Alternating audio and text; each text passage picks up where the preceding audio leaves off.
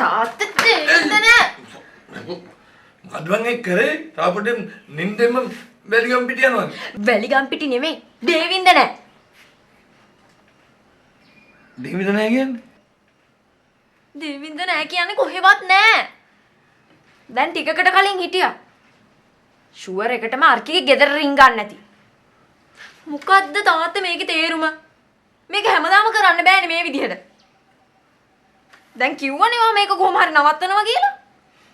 හරි බං පිරිමියෙක් ගෙයින් පිට යනවා කියලා කියන්නේ පිට ගෑණියගේ ගෙදර යනවා කියන එක නෙමෙයිනේ. උටත් පොඩි නිදහසක් තියෙන්නේ මේ පොඩ්ඩ ඇවිදින්න. නිදහසක් දෙන්න තිබ්බා. අර්කිගේ ගෙදර යන්නේ නැත්තම්.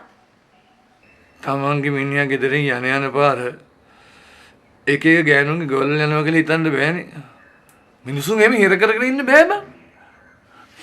උන්ට තෙපා වෙනවනේ. දැන් මටත් එපා වෙලා තියෙන්නේ.